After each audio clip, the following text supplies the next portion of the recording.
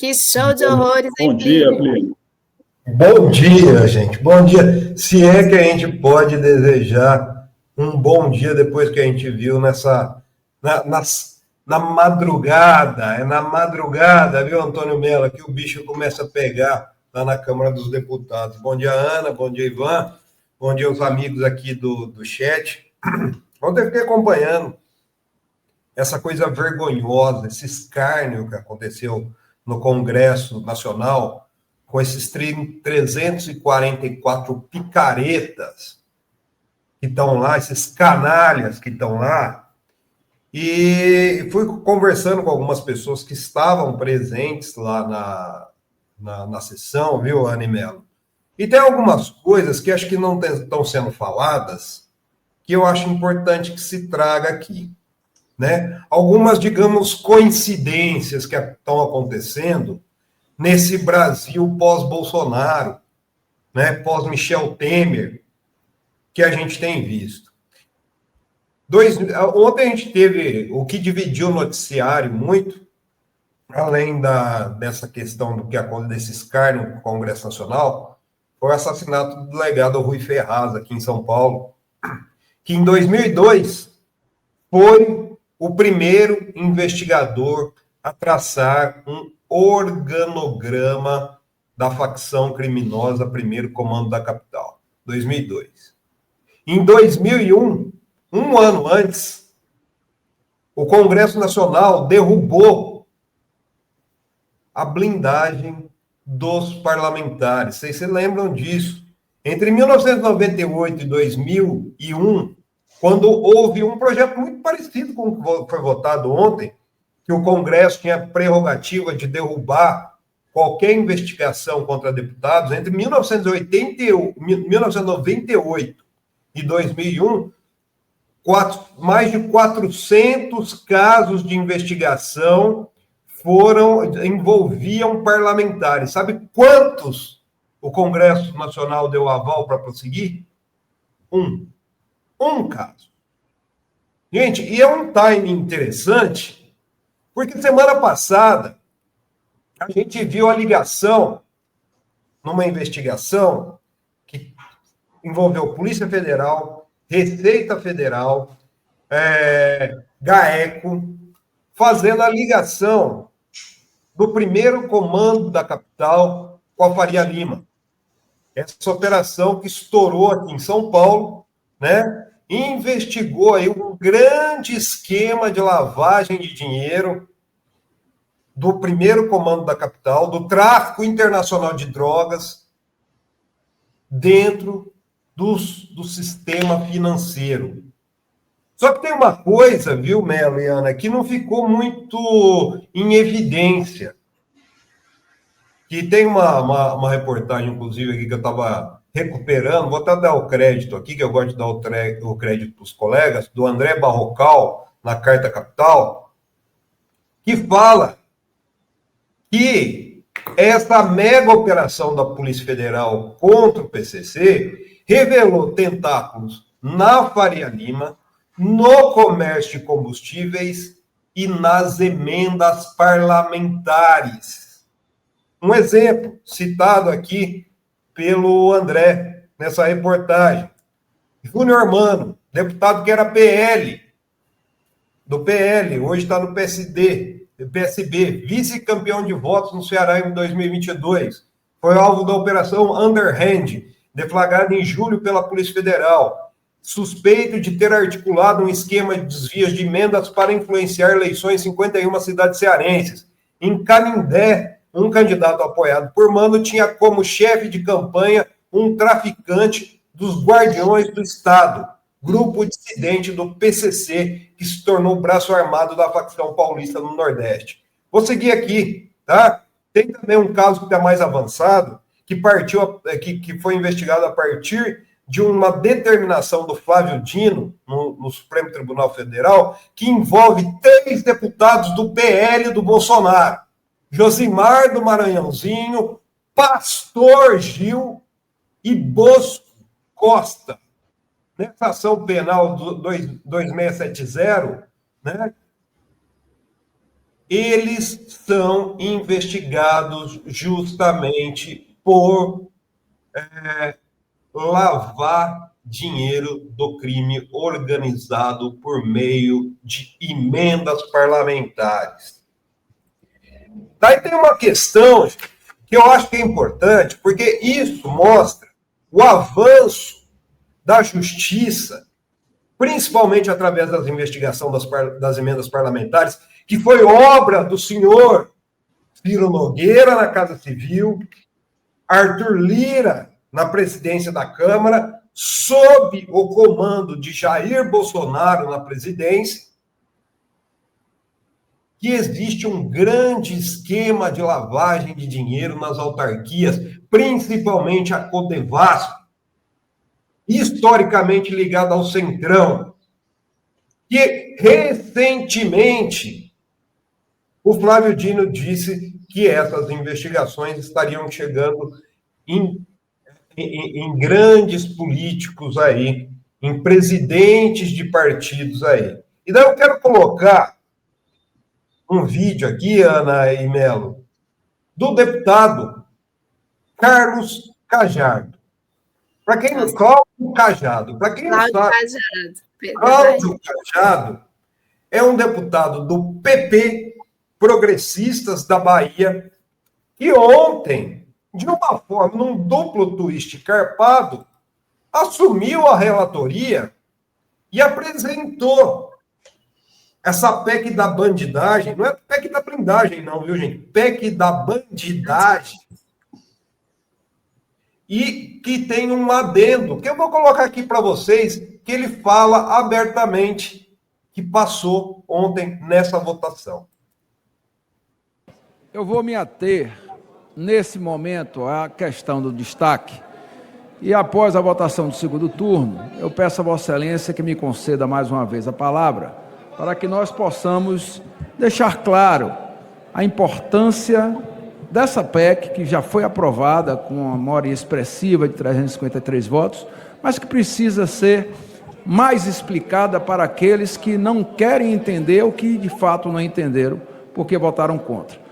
Com relação a essa parte que nós estamos estendendo o foro do Supremo Tribunal Federal aos presidentes dos partidos nacionais... Opa! Olha lá! Estendendo... Isso aí não existia nem naquela que foi derrubada em 2001. Estendendo o foro ao Ciro Nogueira, se bem que ele é senador.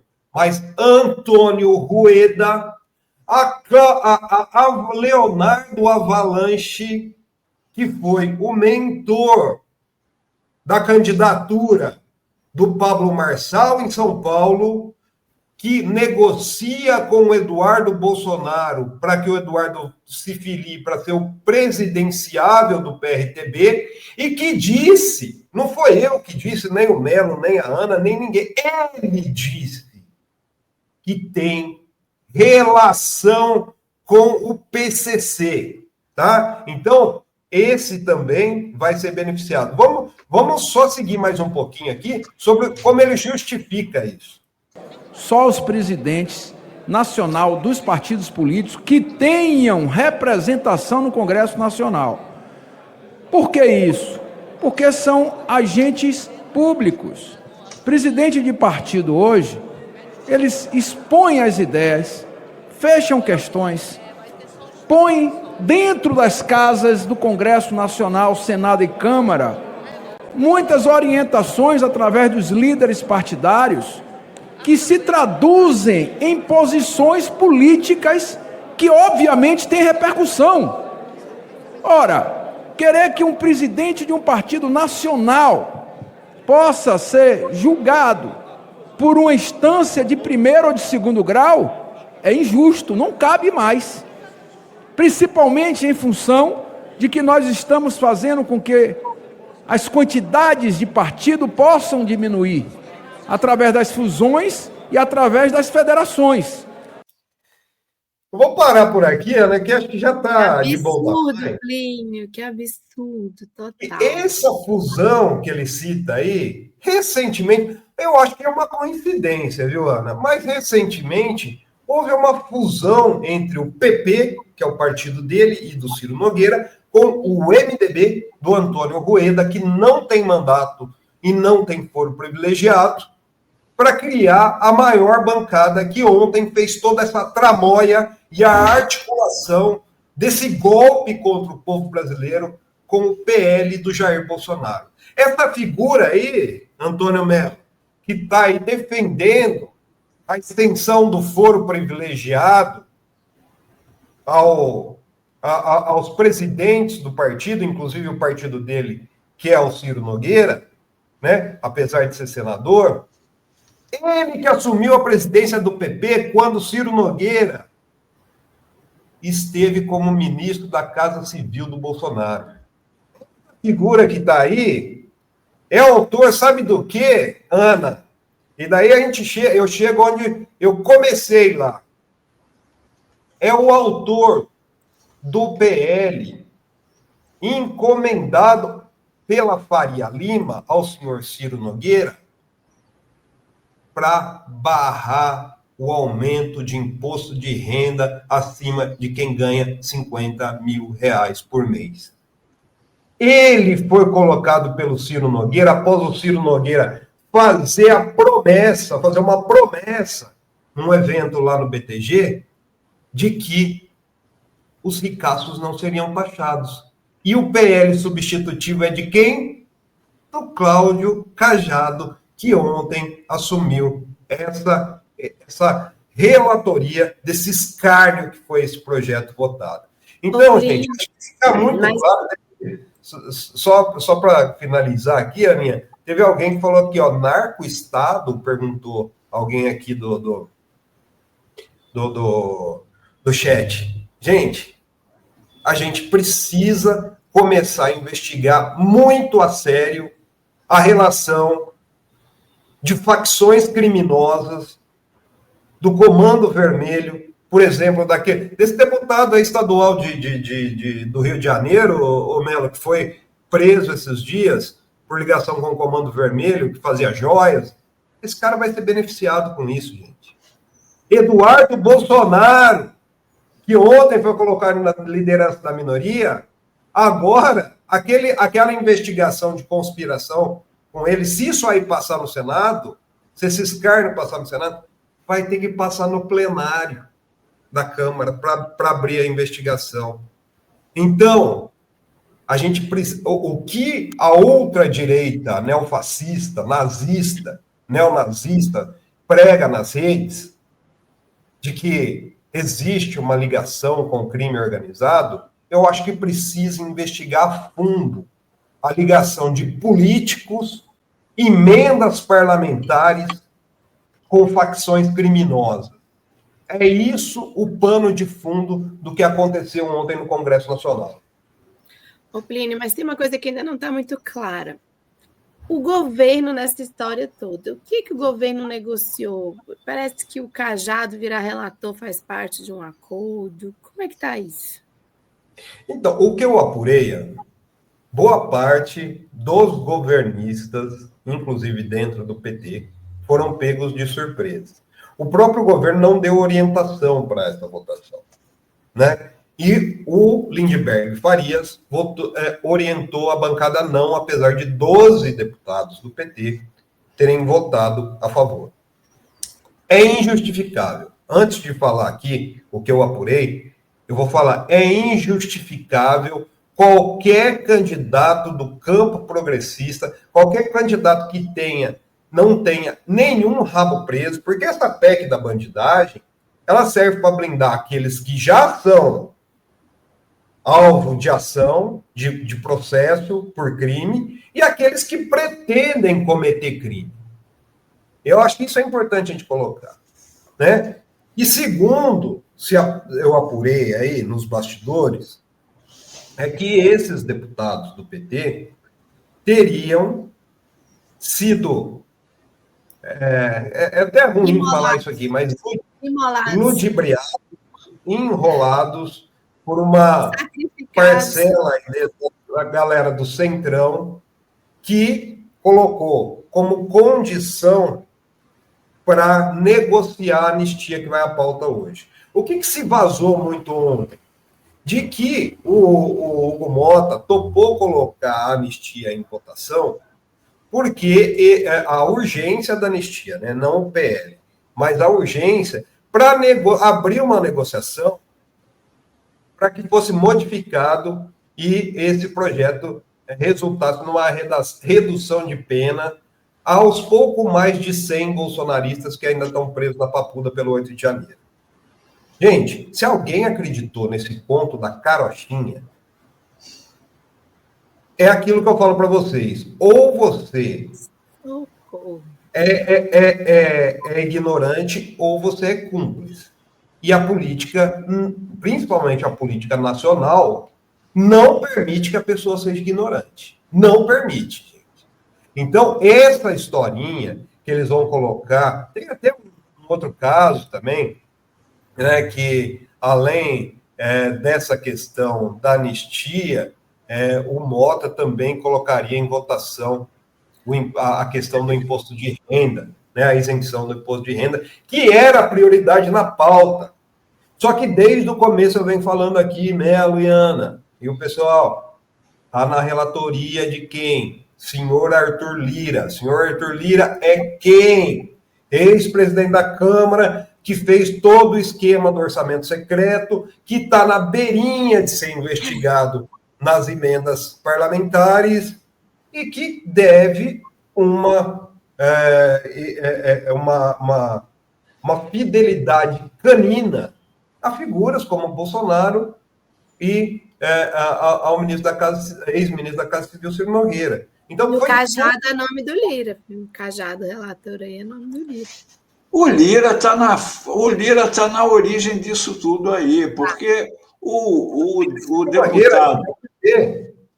O deputado Glauber Braga mostrou várias... O Lira continuou enviando dinheiro lá para aquela cidade do corrupto, 90 milhões. Então, quando o Dino parou aquilo dali, o flagrante contra o Arthur Lira já estava pronto. Então, ele é, com certeza, um dos investigados nessas emendas parlamentares aí. Então, por que o Mota, se o Lira espirrar, o Mota fica doente? O Mota não tem autonomia em relação ao Lira, como nenhum dos dois tem autonomia em relação ao Eduardo Cunha, que continua manobrando por trás dos bastidores aí. É isso. Aqui, ó, a Ana compartilhou isso mais cedo, né? Isso aqui é uma porcentagem de apoio dos partidos a essa PEC da bandidagem, né? Que foi um gráfico aí do Camarote da República. Vocês podem ver aí, ó, PRD 100%, PL 94%, 6% não votaram, né? Mas então quem estava lá do PL 100% votou a favor da PEC da bandidagem. Republicanos 100%, republicanos do Tarcísio. Lembrando que o seu Tarcísio tá lá, ó. Enquanto o PCC manda em São Paulo, ele articula lá em Brasília a anistia para o Bolsonaro. Progressistas 92%. 6% votaram contra, ainda dentro do progressista. Eu vi alguns nomes, viu? Então, ó, União Brasil, que é da federação, 90%, 7% votaram contra. Avante, MDB, Podemos, né? Então, e Cidadania, esses são os partidos do Centrão, que aliados aí ao Novo, que o Novo tem uma postura. Por que o Novo votou contra? Porque o Novo tem a principal base de discurso do Novo é que eles não usam dinheiro público em campanha, né? Que é a mentira que eles não usam dinheiro público de campanha. Porque eu duvido que tenha algum ali deputado que abriu mão do seu salário, do Novo, né? Então ele usa tudo isso em campanha. Então, tirando o Novo, aí a gente vê realmente, gente, quem são as pessoas que a gente sempre fala aqui, que defende realmente a Ana, o Ivan, o Edelso, que está aí, a Denise de Paula, Oliveira, né? e quem realmente defende os próprios interesses e os interesses da Faria Lima. E, é um alerta muito forte que eu estou fazendo. Precisa-se investigar a relação das emendas parlamentares Faria Lima e lavagem de dinheiro das organizações criminosas. Gente, isso é muito sério.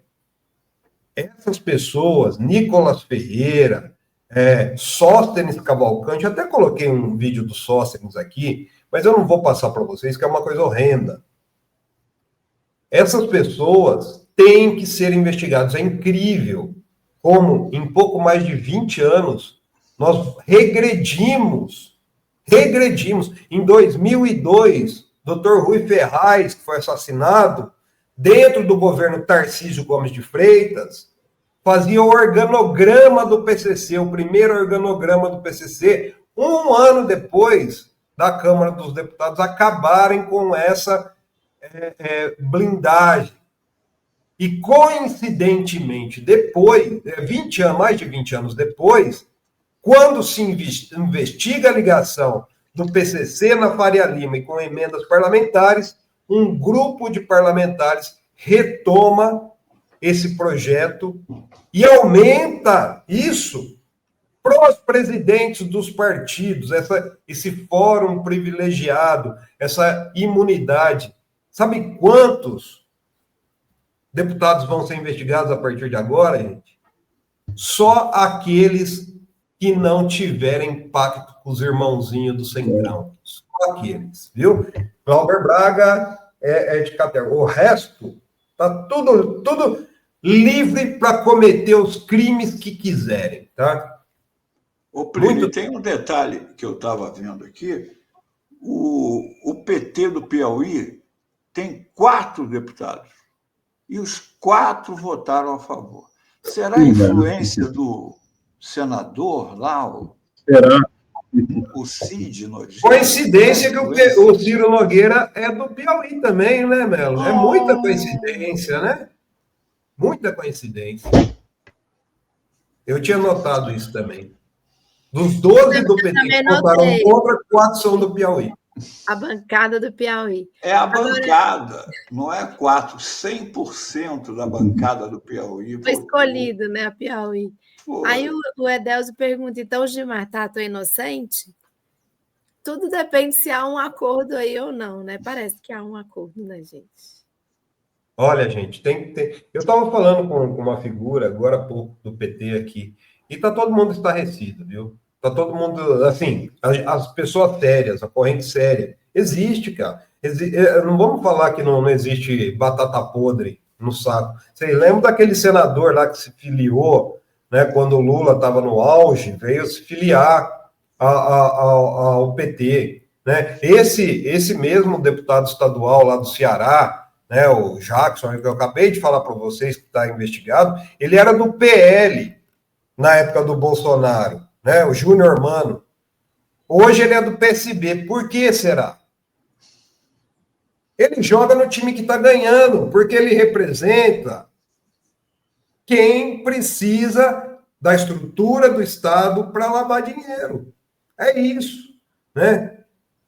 Olha, esses dias eu até peço desculpa, pessoal, é que eu fico realmente revoltado, indignado com o que a gente está vendo, e assim, toda a minha solidariedade a pessoas que ontem, a exemplo da Sâmia Bonfim, a exemplo da Fernanda Melchiona, Rogério Correia, né, o Lindbergh, e outros, o Boulos, vocês viram o vídeo dele, aí indignado, tiveram que enfrentar essa nojeira, essa excrescência, esse escárnio pessoalmente, porque tem que ter muito fígado, gente, e muito controle emocional para não pegar figurinhas igual o Nicolas Ferreira, que eu andei falando, não estamos dizendo que não serão investigados, é só essa casa aprovar a investigação. Quem sabe ele vai querer lançar o primo dele como deputado ano que vem? Pode ser, porque o primo dele, se elegendo deputado, ele se livra da cadeia por tráfico internacional de drogas, né, seu Nicolas Ferreira? É isso que a gente vê. Eu compadrio.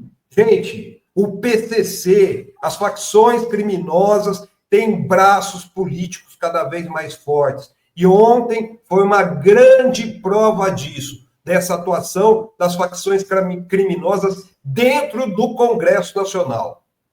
Isso tem que ser investigado de uma forma muito séria. É isso aí. É isso. Hoje vai seguir essas reações, né, no Congresso, sem dúvida nenhuma, até porque tem 2 destaques para serem votados dessa PEC da blindagem, ou PEC da bandidagem, como a gente vem chamando. Então, sem dúvidas, né, as reações vão seguir, inclusive repercussões desses votos a favor que partiram de deputados do PT, do PSB. Enfim, valeu, Plínio. E depois vai para o Senado, né? No Senado vai ter resistência também. Daqui a pouco eu vou trazer uma notícia sobre isso na sequência também. E a gente segue falando dos descalabros aí da Câmara, porque não foi só isso, né? Hoje ainda podem votar a urgência do PL da anistia, né, Plínio? O Senado ali eu tenho uma configuração um pouco diferente da Câmara, né? Especificamente na figura do Davi Alcolumbre, que tem interesse em manter aí umas boas relações com o governo, até mesmo porque ele hoje é quem comanda a Codevasf, né? E então o Tarcísio não dá muito pitaco lá no Senado, apesar dele ter como interlocutor lá o Ciro Nogueira, né? E outros aí que estão ali articulando essa votação por lá. E o que tem de interessante do Senado também, daqui a pouquinho a gente vai soltar uma matéria aí, a Letícia Cota está terminando, que sobre o PL da anistia. Existe um PL da anistia no Senado, tá? Que é de autoria, adivinha de quem? Hamilton Mourão. Hamilton Mourão, que foi colocado em consulta pública hoje, lá no site do Senado. Então, daqui a pouquinho vocês entram lá na revista forum.com.br, que a gente precisa também desses votos na consulta pública para ver se a gente barra essa outra excrescência aí, que deve entrar na pauta hoje da Câmara, viu, gente?